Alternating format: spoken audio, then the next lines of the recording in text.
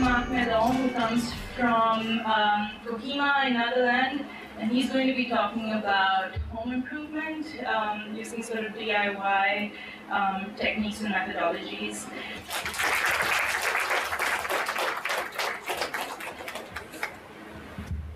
Hello, my name is Mark, and I did my bachelor's and master's from Delhi College of Art in sculpture.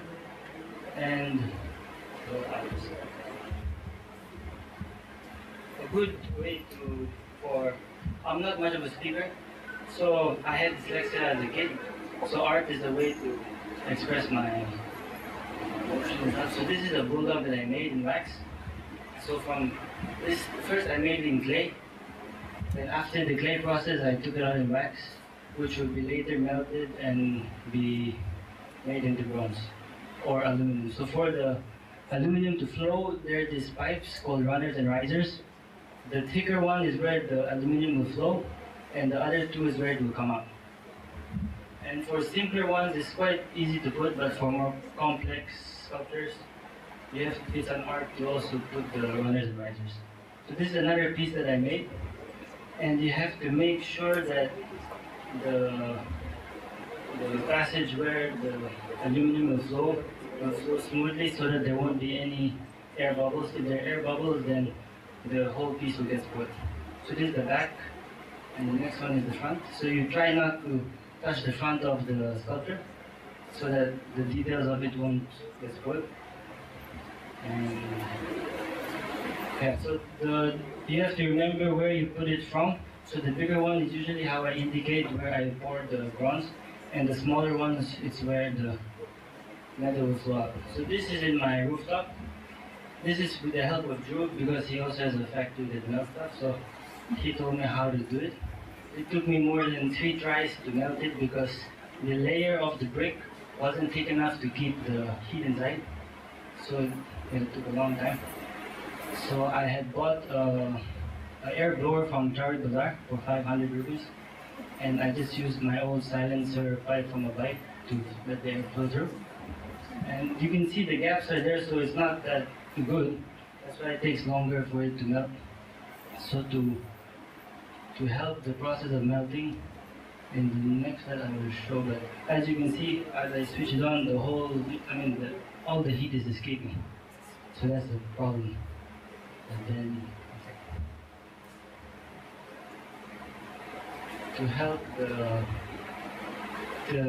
the heat stay constant, I leave a hole open so that I keep putting in coal and wood, because I cannot keep the temperature within, so I just have to keep putting in wood and charcoal so the heat stays hot enough. To melt aluminum, you need around 800 degrees Celsius. And once the aluminum is melted, this is after my 3rd try, which means after like 4 or 5 days. You add salt. By adding salt, it collects all the waste materials and makes it a form of lump which doesn't mix with the aluminum. And using a metal rod, you just slowly scoop it up.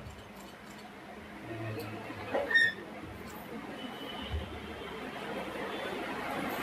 the best way to do this is to have a small furnace of your own instead of always having to build one, because as you can see, it took me forever to actually melt it.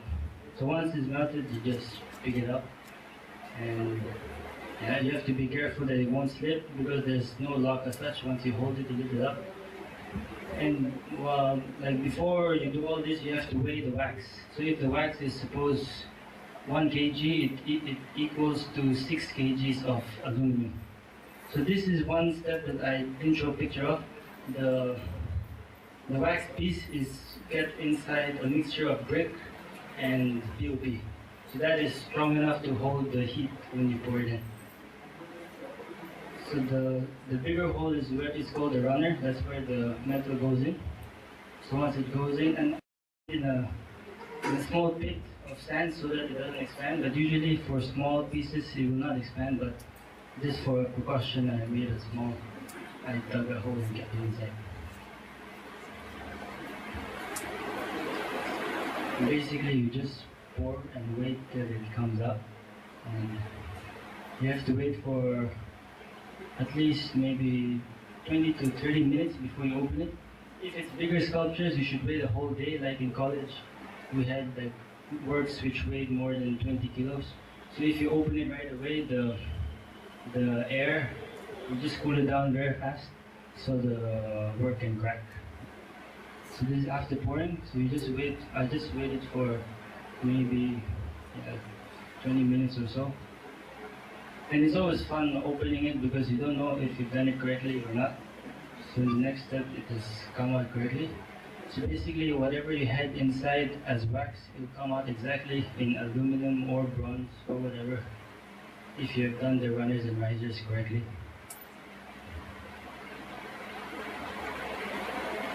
And after doing this, you just cut it off and you can take it to a buffer to shine it. After the presentation, I'll pass around this bulldog that I made so you all can see. So this one is do it yourself, so this I did in my house. But the next picture is a drawing that I did of a bulldog, and with the help of Drew, through his SolidWorks design software thing, so he printed this out. So this process is in a sense easier for me because I don't have to make it in clay. So he printed out my design with the printer, and the process of casting this is sand casting. So I give it to someone else and they do it for me.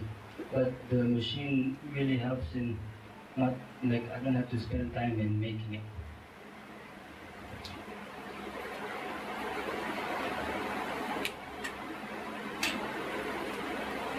This is basically just printing the piece. If you'd like, you can all pass this around. Are we allowed to do it? Yeah. Please give it back.